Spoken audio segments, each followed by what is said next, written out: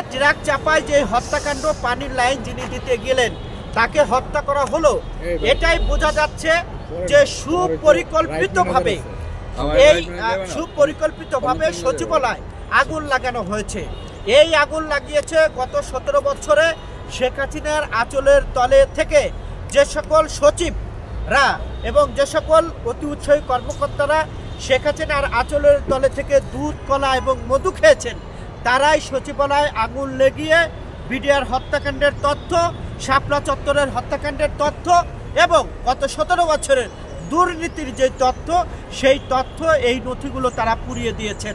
আমরা অন্তর্বর্তী সরকারকে বলতে চাই, এই গত 17 বছরে যারা আওয়ামী লীগের প্রেতাত্মা সচিব এবং কর্মচারী ছিলেন তাদেরকে বের করতে হবে। যদি বের না করেন তাহলে তারা এইভাবে টার্গেট নিয়ে নথি পুড়িয়ে দিয়ে বাংলাদেশকে শেষ করে দেবার ষড়যন্ত্রে লিপ্ত হয়েছে।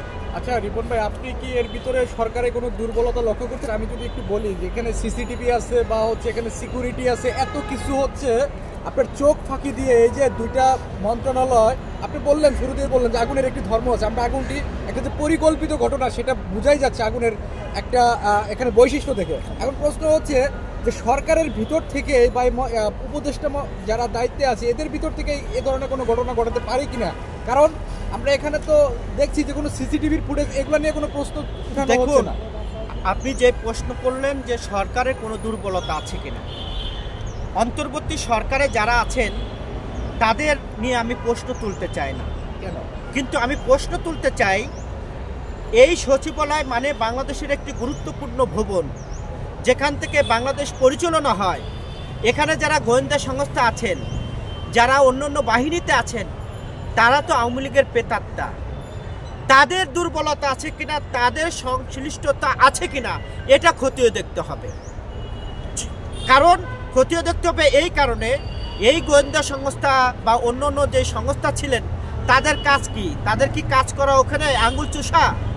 তাদের কাজ হলো কারা অন্যায় অবিচার কাজ করবে সেই রিপোর্ট গুরুত্বপূর্ণ মন্ত্রণালয় দেওয়া, এবং যে এখানে সিসি ক্যামেরা ছিল সেই সিসি ক্যামেরার যে ফুটেজ, সেই ফুটেজ জাতি জানতে চায় যে সেই ফুটেজ কোথায়।